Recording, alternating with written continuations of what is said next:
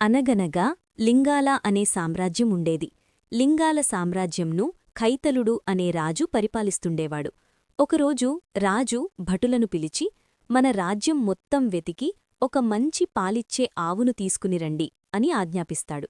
అప్పుడు భటులు ఆ రాజ్యం మొత్తం వెతికి ఒక ఆవును రాజువద్దకు తెచ్చి అప్పగిస్తారు. శివయ్య తన పొలం పనులు పూర్తి చేసుకుని ఇంటికి తిరిగి వచ్చి చూడగా అక్కడ తన ఆవు కనిపించదు. అప్పుడు తన ఇంటి పక్కన నివసించే సోము వచ్చి, శివయ్య, నీ ఆవును రాజు భటులు వచ్చి తీసుకునిపోయారు అని చెబుతాడు.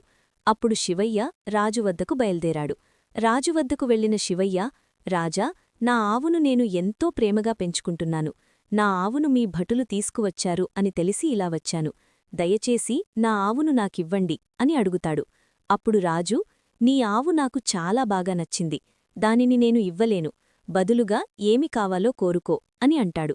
అప్పుడు శివయ్య, రాజా, నాకు ఏమీ వద్దు, నా ఆవును ఇస్తే చాలు అని అంటాడు. దానికి ఆగ్రహించి, నీకు కావాల్సింది కోరుకో అని అవకాశమిచ్చినా కూడా తిరస్కరించి, నాకు నచ్చింది అని చెప్పినా కూడా మళ్ళీ ఆవు కావాలి అని అడుగుతున్నావు.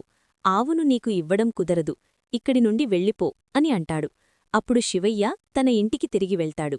శివయ్యకు దూరమైన ఆవు ఏమీ తినకుండా దీనంగా ఉంటుంది. మరొక పక్క తన ఆవును తలుచుకుంటూ శివయ్య కూడా కుంగిపోతుంటాడు. ఈ విషయం తెలుసుకున్న రాజు శివయ్యను పిలిపించి, మీ మధ్య ఉన్న అనుబంధం తెలియక మిమ్మల్ని దూరం చేశాను, నన్ను క్షమించండి అని ఆవును శివయ్యకు అప్పగిస్తాడు. ఇలాంటి మరిన్ని మంచి కథల కోసం వీడియోను లైక్ చేసి మన ఛానల్ సబ్స్క్రైబ్ చేయండి.